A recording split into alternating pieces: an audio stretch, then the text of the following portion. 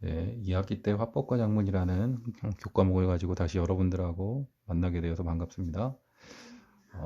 화법과 작문 수업은 고등학교에서 국어를 배운 다음에 문학과 그 다음에 더불어서 화법과 작문, 그 다음에 독서를 여러분들 같이 배우게 되어 있습니다. 화법과 작문은 여러분들이 이전에 배웠던 것처럼 그렇게 어려운 지식을 요하는 단어는 아니지만 어, 화법, 말하는 방법과 작문, 글을 쓰는 법에 대해서 이론과 여러분들 실습을 같이 공부하게 되는 단원이 되겠습니다. 우리가 뭐 성적도 중요하지만 우리의 삶에서 대부분이 말을 하는 것들이 대부분으로 이루어져 있죠. 그게 친구든지 가족이든지 선생님이든지, 그리고 여러분들이 글을 쓰는 것도 생활 속에서 어, 카카오톡을 보내든지 메일을 보내든지 다 모든 대부분의 활동이 작문 활동으로 이루어져 있습니다. 그래서 화법과 작문을 여러분들이 잘 학습을 한다면 어, 여러분들이 말을 하고 글을 쓰는 것에 대해서 보다 책을 통해서 이론적으로 잘 알고 더 효과적으로 의사소통하는 방법을 배우는 이 단원이 되겠습니다. 화법과 작문은 2학기 때 민영화 선생님과 같이 수업이 이루어지는데 어, 민영화 선생님하고 수업 내용 분량을 협의를 통해서 나누어서 수업을 하기로 결정을 했습니다. 그래서 1단원 같은 경우는 앞부분에 화법과 작문의 본질과 태도인데 중단원 1이 화법과 작문의 본질, 중단원 2가 화법과 작문의 태도입니다. 그래서 화법과 작문의 본질은 우리 민영화 선생님께서 이번 수업을 해주실 거고요. 그다음에 화법과 작문의 태도는 선생님이 수업을 진행하게 되겠습니다. 오늘 아마 이 수업을 선생님이 진행하게 되겠고요. 그리고 1학기 때 화법의 원리와 실제, 그러니까 화법과 작문인데 그 중에 화법의 원리와 실제에 대해서 4개의 중단원이 편성되어 있는데 그 중에 1과 2는 민영화 선생님께서 진행하시겠고요. 똑같이 3, 4단원 후반부에 있는 거는 선생님이 진행하게 되어 있습니다. 여기까지가 여러분들 1차 집필의 아마 범위가 될 것으로 예상이 되고요. 3단원 장문의 원리와 실제에서는 이게 중단원이 이제 셋이라서 설득하는 글까지 민영환 선생님이 진행을 하고 그다음에 이 비평하는 글 이후부터는 제가 진행하는 걸로 그렇게 계획하고 있습니다. 화법과 작문은 여러분들 그 평가 계획을 1차 집필 30%, 2차 집필 30%, 그다음에 여러분들 토론과 관련된 활동, 수행평가 20%, 그다음에 여러분들 진로와 관련된 보고서 쓰기 20%, 그래서 전체 100%로 이 평가할 계획이고요. 여러분들이 나중에 출석 수업하면 이 부분에 대해서는 더 자세하게 설명하도록 하겠습니다. 자, 그러면 대도는 1회 2의 화법과 작문의 태도에 대해서 오늘 간단하게 정리하도록 하겠습니다.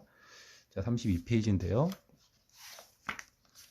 자, 여러분들 교과서 준비했을 테니까 이 32페이지를 같이 보도록 할게요. 자, 32페이지에 있는 내용은 화법과 작문의 태도에 대해서 우리가 알아보는 단원인데 어떤 태도를 가지고 우리가 말을 하고 글을 써야 할지에 대해서 이야기하고 있는 단원입니다. 첫 번째, 이 소단원 1이 화법과 작문의 책임과 윤리에 대해서 이야기를 하고 있는데 앞에서 이야기했다시피 화법과 작문은 이론이 여러분들 외워야 할 부분이 그렇게 많지는 않습니다. 하지만 여기서 이야기하는 핵심을 여러분들이 잘 정리하고 있어야 공부하는데 어려움이 없을 거라고 생각이 돼요. 국어를 공부하는 데 있어서 효과적인 방법 중에 하나가 이 책에서 가장 핵심적인 단어가 무엇인지 여러분들이 정리하고 이것을 바탕으로 이 책에서 주요하게 이야기하고 있는 부분을 잘 정리할 수 있다라면 여러분들이 공부하는 그런 정리를 잘 하고 있다라고 생각이 됩니다. 자, 그런 맥락에서 앞부분에 있는 내용을 보면 이렇게 시작되죠.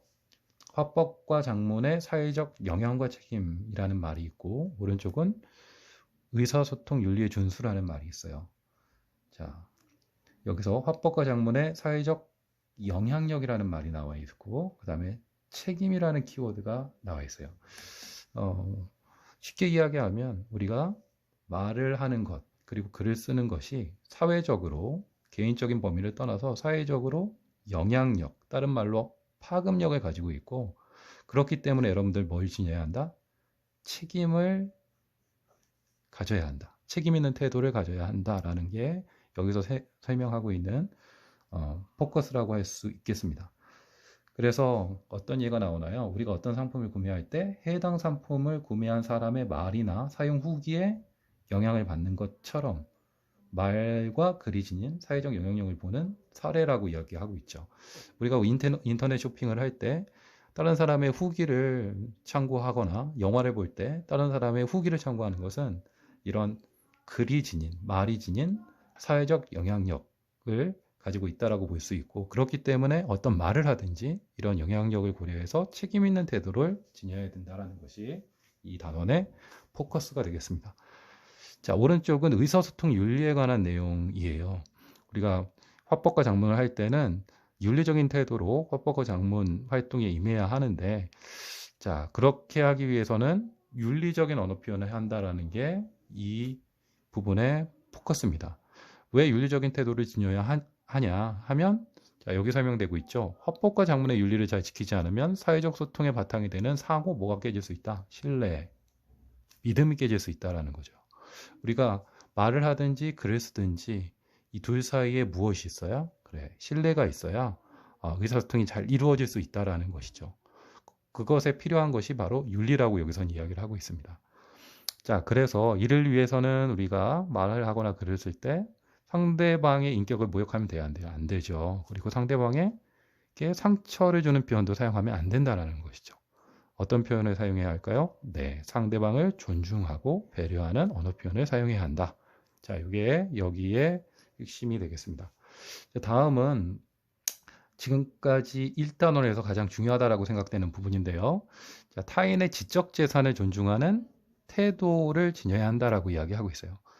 자, 우리가 타인의 지적 재산을 존중하는 태도라고 나와 있는데, 그럼 지적 재산의 개념을 알아야겠네요. 자, 지적 재산은 두 번째 줄에 설명되어 있어요. 지적 활동에 발생하는 모든 재산이라고 설명하고 있죠. 그래서 글, 그다음에 앞에 소개되고 있는 말, 아이디어, 그리고 여러분들이 잘 알고 있는 음악, 미술 작품, 뭐 이런 것들이 지적 재산입니다. 그래서 이런 지적 재산의 범위에 뭐가 들어가 있으니까 말과 글, 여러분들의 아이디어도 들어가 있으니까 우리가 말을 할 때나 글을 할 때나 어떤 아이디어를 제시할 때나 이런 지적 재산을 서로 존중해 줘야 된다라는 것이 여기서의 핵심이라고 볼 수 있는데요. 자, 그러게 하기 위해서는 표절이라는 개념을 잘 알아야 합니다.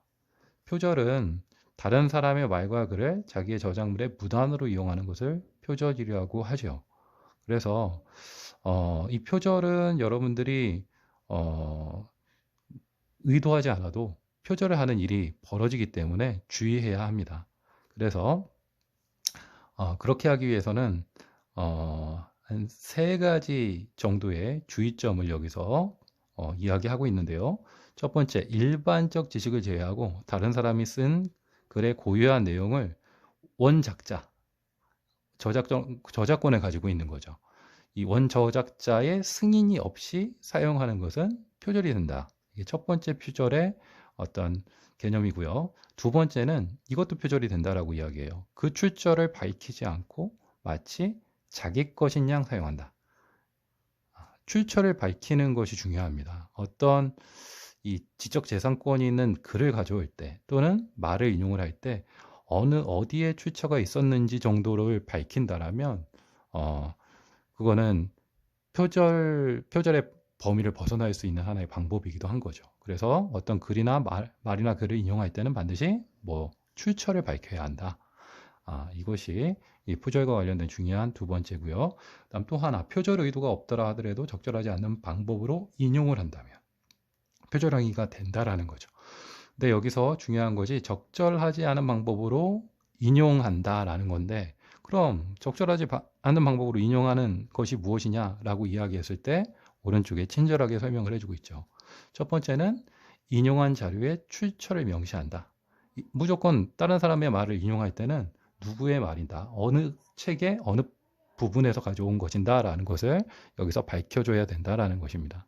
또 하나, 인용을 하더라도 과장, 축소, 왜곡 없이 정확하게 인용을 해야 돼요. 어떤 전문가의 글을 가지고 왔는데 인용을 했는데 인용하는 과정에서 전문가의 의도나 그 정확한 객관적인 내용에서 벗어나서 과장적으로 이걸 해석해서 가지고 오면 그것도 하나의 표절 행위라고 볼 수 있다라는 것이죠. 그래서 있는 그대로 인용하는 것도 중요합니다. 또 하나 중요한 것은 인용을 할 때 너무 과도하게 인용하는 것이죠. 내가 글을 쓴다라고 생각을 합시다. 나의 글이 100페이지 분량이 나의 글인데 이 중에 80페이지 이상이 다른 사람의 인용 내용이에요. 그러면 이것도 적절한 인용 방법이라고 볼 수 없다라는 이야기죠. 그래서 우리가 인용을 할 때는 출처를 정확하게 명시하고 그다음에 있는 그대로 과장, 축소, 왜곡 없이 인용해야 되고 그다음에 인용하더라도 과도한 내용을 인용해서는 적절한 인용 방법으로 볼 수 없다라는 이야기니까 이거는 여러분들이 대학에 가서 어떤 레포트를 쓰든지 논문을 쓰든지 할 때도 적용되는 내용이므로 여기서 이야기하는 표절에 해당되는 내용들 그리고 적절한 인용 방법과 적절하지 않은 인용 방법의 어떤 그런 범위들, 경우들은 여러분들이 잘 정리해서 알아두면 좋겠습니다. 그래서 1단원에서는 정리를 하자면 이 글과 말이 사회적 영향력과 책임을 지니고 있고 그리고 우리가 윤리적인 표현을 어떤 의사소통의 신뢰 차원에서 잘 지켜야 하는데 그렇게 하기 위해서는 이런 어떤 태도를 지녀야 된다라는 이야기를 했고요. 그 다음에 타인의 지적 재산을 존중하는 태도를 지녀야 하는데 그 중에서 중요한 것이 우리도 자기도 모르게 범할 수 있는 표절이라는 그런 개념이다. 표절은 범죄 행위라고도 이야기를 하고 있고요. 그렇기 때문에 1, 2, 3과 같은 어떤 그런 주의점을 이야기하고 있고요. 적절한 방법으로 인용을 하기 위해서는 이런 것들을 피해야 한다라고 정의하는 것이 이 소단원 1, 화법과 작문의 책임과 윤리에 대한 이론 내용이겠습니다. 이 뒤에는 여러분들 뭐 독도박물관의 어떤 대화 내용이 아니라 인터넷 게시판의 글과 이에 대한 댓글이 나와 있고 이 학습 활동에서는 여러분들이 쭉 읽어보면 알겠지만 이 말과 글의 사회적 영향력과 책임에 대해서 이야기하고 있는 그런 학습 활동이니까 여러분들이 차분히 한번 읽어보면서 이 답변을 생각해 보면 되겠고요. 오른쪽에 있는 활동 2는 만화로 제시되어 있는데 친구 간의 대화예요. 그래서 한 친구가 보고서를 썼는데 그 보고서에 대해서 한 친구가 이야기를 나누는 그런 내용인데 여기에서는 적절한 인용 방법과 그리고 의사소통의 태도에 대해서 이야기를 하고 있습니다. 그래서 두 개 다 그렇게 어렵지 않은 내용이니까 여러분들이 한번 읽어보면 되겠습니다. 다음 2단원, 소단원 2로 가면 화법과 작문에 진정성 있는 태도가 나와요. 여기서 핵심 키워드는 뭘까요? 네, 진정성이겠죠. 자, 이 화법과 작문, 의사소통을 할 때는 진정성 있는 태도를 지녀야 된다라는 것인데, 자, 여기서 일단 진심이 담긴 말과 글의 가치에 대해서 설명하고 있는 파트를 보겠습니다. 자, 여기서 보면 이것의 중요한 부분이 진심이 담긴 말과 글을 사용하면 의사소통 장애나 왜곡 없이 서로의 생각과 감정을 공유할 수 있다. 그렇기 때문에 진심이 담긴 말과 글을 사용해야 된다는 것이죠. 우리가 솔직히 친구들과 대화를 할 때 진심이 담긴 말과 글을 사용하지 않으면 서로 이 진심을 확인할 길도 없고 믿을 길이 없겠죠. 그래서 그런 가운데 생겨나는 것이 의사소통 장애나 왜곡이고 여기서 갈등이 일어나는 것이다. 그래서 우리가 진심이 담긴 말과 글의 그런 가치를 알고 이것을 바탕으로 의사소통할 수 있어야 된다는 것을 이야기하고 있는 파트가 되겠습니다. 여기도 어떤 말이 나오나요? 신뢰라는 말이 나오죠. 그 진심은 신뢰하고 연결이 되고 이 진심이 담긴 말과 글을 통해서 우리는 인간관계도 서로 형성시켜 나가고 그리고 유지하고 발전시켜 나갈 수 있는 것이다 라는 것이 앞에 있는 내용이고 여기서는 그렇게 외울 내용은 없는 것 같아요. 이런 개념 정도 여러분들이 잘 이해하면 되겠습니다. 다음 진정성 있는 의사소통의 방법과 태도에서 여기서는 그렇다면 이런 진정성 있는 의사소통의 방법, 어떻게 하면 의사소통을 할 수 있고 어떤 태도를 지녀야 하는지에 대해서 이야기하고 있는데 국어에서는 항상 개념 정의가 제일 중요해요. 그래서 진정성 있는 의사소통이란 무엇인가에 대해서 다시 한번 보도록 하겠습니다. 진정성 있는 의사소통은 진실한 마음으로 자신의 생각과 감정을 솔직하게 표현하는 것이고요. 그리고 상대방을 존중하고 배려하면서 말을 하거나 글을 쓰는 것이다. 이렇게 정의를 하고 있어요. 그 뒤에는 이제 현우와 선생님의 대화가 나오고, 자, 여기서 이야기했던 것이 진정성 있는 의사소통의 방법이니까, 그러면 어떤 방법으로 의사소통을 해야 하는지에 대해서 이야기하고 있는 부분, 체크하면서 한번 볼게요. 자, 진정성 있는 의사소통을 하기 위해서는 진솔하게 자신의 생각과 감정을 표현해야 하죠. 그리고 의사소통 과정에서 청자나 독자에 대한 존중과 배려가 이루어져야 됩니다. 자, 아까 앞에 어떤 키워드가 있었나요? 진솔이라는 말이 있었고요. 두 번째, 청자나 독자에 대한, 이걸 듣는 사람 입장이겠죠. 그래서 이것에 대한 존중과 배려가 있어야 된다. 그리고 마지막으로 제시하는 것이 상대방의 말과 글에 대한 뭐가 있어야 된다. 공감이 있어야 된다. 그래서 이 진솔하게 표현하고 상대방을 존중하고 배려하고 그리고 공감적인 반응까지 보였을 때 진정성 있는 의사소통의 방법이 이루어질 수 있다라고 여기서는 이야기하고 있습니다. 이 부분은 이제 태도에 대해서 이야기를 하고 있어요. 이런 방법이 있지만 이런 태도를 지니기 위해서는 진정성 있는 의사소통의 이런 중요성과 가치를 인식하고 실천을 해야겠죠. 실천을 하는데 두 번째 어떤 태도? 언행일치. 말과 행동이 같아야겠지. 그래서 말과 행동이 같이 이루어지는 그런 태도를 가지고 노력해야 된다라고 이야기를 하고 있습니다. 이 서단원 이해 있는 내용도 이론 내용으로 보면 크게 어려운 건 없고 여러분들이 이런 어떤 핵심 키워드 위주로 해서 이 부분에 있는 내용을 잘 이해하면 되겠습니다.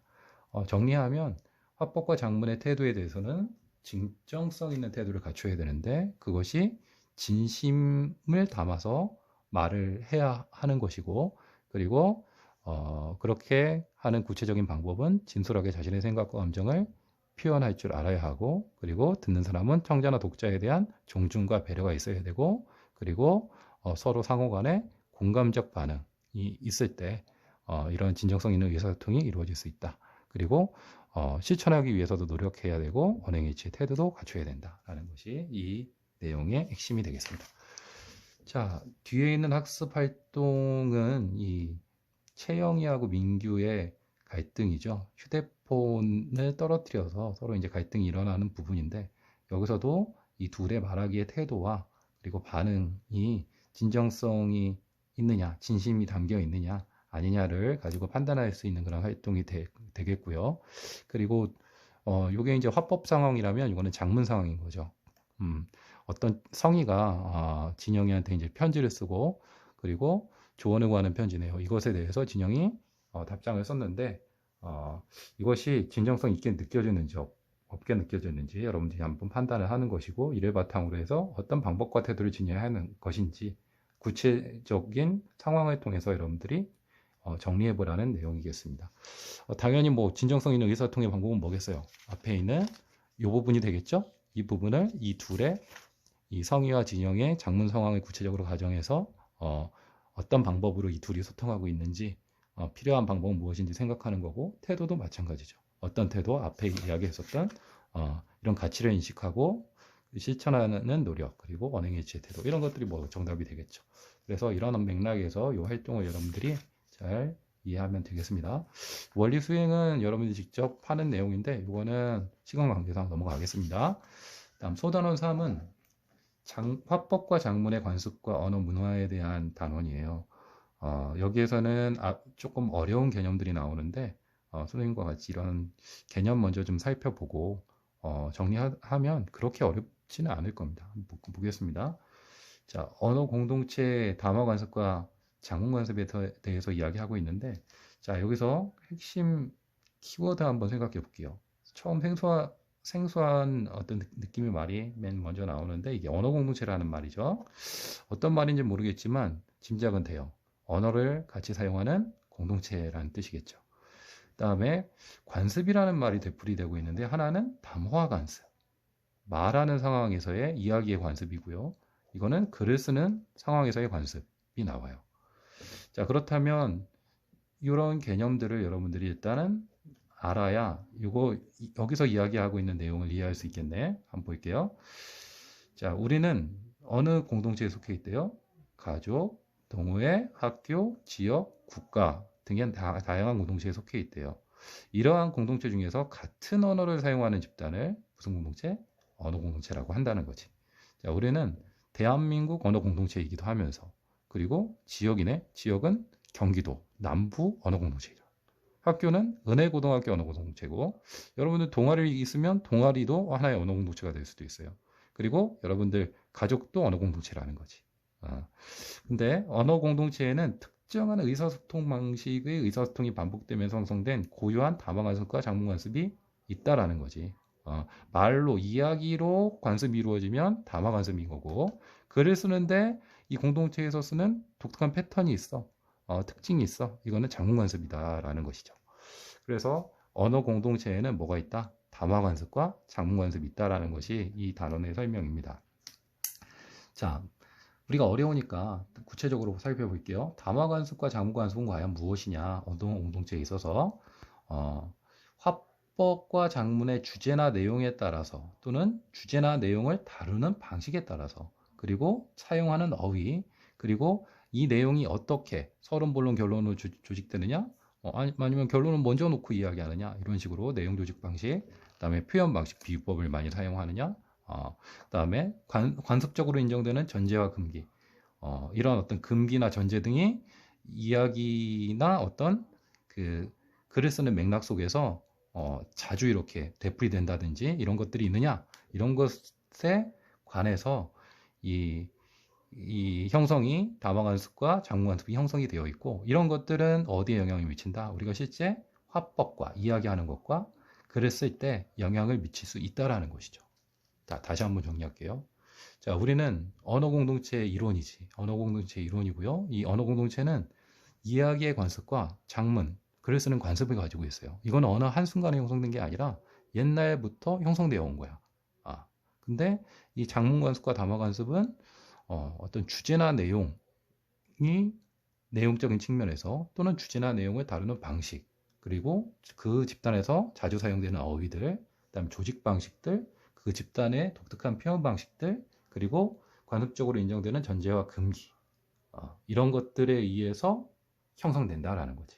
그러니까 이런 것들이 영향을 미칠 수 있으니까 우리는 일반적으로 이런 담화 관습과 장문 관습을 잘 파악해서 우리가 이야기할 때, 또는 글을 쓸 때, 의사소통할 때 이런 특징을 잘 파악하고 있어야 그 집단 언어 공동체의 말이나 글을 어떻게 할 수 있다? 잘 이해할 수 있다. 정확하게 이해할 수 있다라는 거죠. 자, 예를 들어 볼게요. 예를 들어 법조인 하면 누가 있지? 그래, 우리가 이야기하는 판사, 그다음에 또 변호사, 검사, 이런 사람들이죠. 나중에 법학과가 가려고 하는 사람들은 아마 이런 사람들이 될 수 있겠네. 이런 법조인들로 구성된 언어 공동체는 한번 생각해 볼게요. 법률과 관련된 내용을 항상 일상 속에서 다루니까 법률 용어를 사용하는 담화 관습이 있다라는 것이죠. 법률 용어.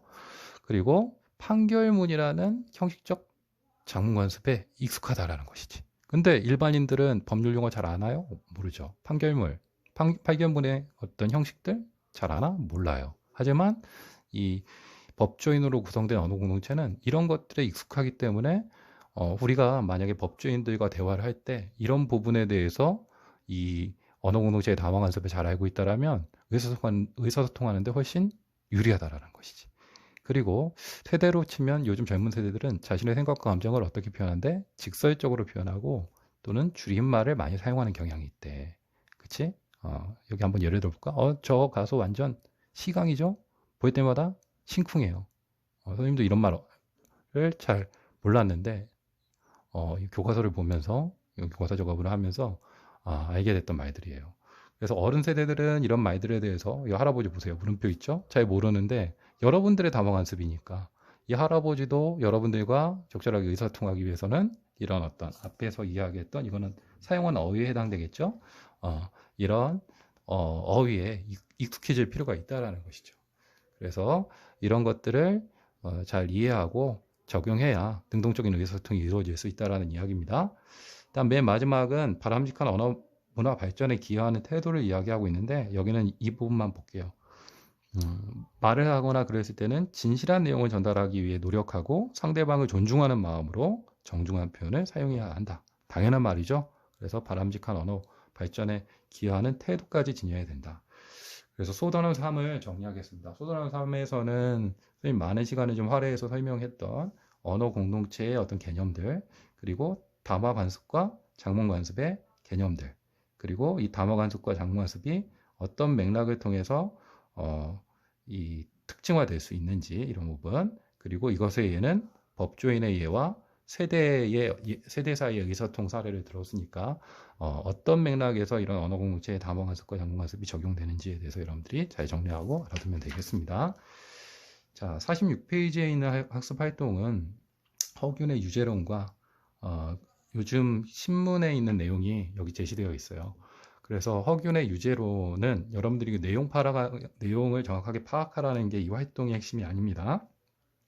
이 두 개의 글의 이 공통점은 인재를 어떻게 등용해야 하는가에 대해서 이야기를 하고 있는 글인데, 이거는 조선시대의 글이죠. 조선시대. 허균 하면 누구지? 허균? 뭘 쓴 사람이지? 허균. 동의보감? 그건 허준이고, 허균? 네, 홍길동전 쓴 사람이죠. 친구들 중에 허준, 허균 헷갈리는 사람 아직도 있어서 홍길동전을 쓴 사람인데, 홍길동전은 거기도 보면 호부호영을 뭐 허해달라 뭐 이런 이야기 나오는 걸 보면 이 허균의 유재론도 그런 홍길동전의 사상에 영향을 받아서 인재를 등용할 때는 어떤 신분, 귀천 이런 것을 따지지 말고 잘 등용해야 된다. 이게 이제 유재론이고요. 국민일보도 똑같은 그런 내용이에요. 그래서 뭐 블라인드에서 여기는 정보가림이라고 했는데 이 정보가림 채용을 적극적으로 확대해야 된다. 그래서 평등한 기회를 주고 이 사람들의 능력을 잘 고려해서 인재를 발탁해야 된다. 이런 이야기입니다. 그래서 이거는 내용 파악이 중요한 게 아니라 여기서는 핵심이 언어 공동체의 작문 관습에 대해서 이야기를 하는 거죠. 그래서 조선시대에 이 글을 쓴 허균은 사대부인데 이 사대부의 입장에서 자신의 주장을 전개하는 방식을 보면 이 중간에 중국의 사례가 나와요. 그래서 중국의 뭐 범중엄이 어땠고 진관의 반영기가 어땠고 사마영저 이런 사람들이 다 어떤 사람들이야. 중국에 이런 사람들이 있었으니까 우리나라도 뭐 이런 고사를 좀 근거로 해서 뭐 인재를 바르게 등용해야 된다. 이런 이야기를 하고 있는 거죠. 중국의 어떤 그 사례, 고사에서 자신의 주장을 뒷받침하는 예를 끌어온 것이 이 당시의 담화관습이다라고 볼 수 있는 글이고요. 이번 국민일보는 이때는 뭐 중국의 사례를 가지고 자신의 근거를 강화했지만 요즘은 시대가 바뀌어서 그게 잘 통하지 않죠. 그래서 여기 보면 어떤 말이 자주 나와? 뭐 숫자가 많이 나오네. 336명, 77.4, 53.1%라는 말이 나오죠. 요즘에는 자신의 주장을 뒷받침할 때 구체적인 데이터, 구체적인 어떤 조사 자료를 가지고 뒷받침을 한다는 거지. 이게 자신의 주장을 뒷받침하는 현대적인 방식이다라는 것이죠. 그래서 이게 현대의 이 작문관습이라고 볼 수 있는 거지. 이것에 대해서 생각해보는 그런 활동이 되겠습니다. 다음 오른쪽은 여러분들 활동이는 이 회사의 대화에 있는 내용인데 가와 나가 서로 대화하는 분위기가 좀 다르죠. 가는 김 과장 잠깐 와봐. 김민식 부장님 부르셨습니까? 김민식 우리 옛날에 그 서강대 같은 선배 이름이네. 그쵸? 여기서 보면 이거는 딱 봐도 수직의 수평이에요. 예, 수직적인 언어 문화죠. 그래서 옛날에 어떤 수직적인 언어 문화의 사례로 이야기하는 대화가 나오고요. 김민식님 잠깐 이 얘기 좀 할까요? 네, 안경영님. 이거는 수직에서 타이프했죠. 수평적인 언어 문화를 이야기하고 있는 거지. 이것도 하나의 담화 관습이라는 거죠. 그래서 이런 담화 관습의 특징을 이야기하고 있고, 이런 담화 관습의 특징이 어떤 그 부분을 통해서 구현되고 있는지 이런 것도 한번 생각해 보면 되겠어요. 잠깐 와봐. 명령형이죠. 여기는 님, 까요? 질문형이죠. 그래서 이런 부분이 어떤 식으로 이 수평수직적인 이 담화 관습의 표현 방식이 나타나 있는가 여러분들이 한번 생각해 보십시오. 네, 이 원리 수행도 오늘은 패스하도록 하겠습니다. 그래서 여러분들이 오늘 이 세 개의 소단원에 대해서 우리가 했는데, 세 개의 소단원은 화법과 작문이라는 태도로 묶여 있고, 화법과 작문의 책임과 윤리에 대해서, 그 다음에 화법과 작문의 진정성 있는 태도, 마지막으로 화법과 작문의 관습과 언어 문화에 대해서 이번 시간 정리해 보았습니다.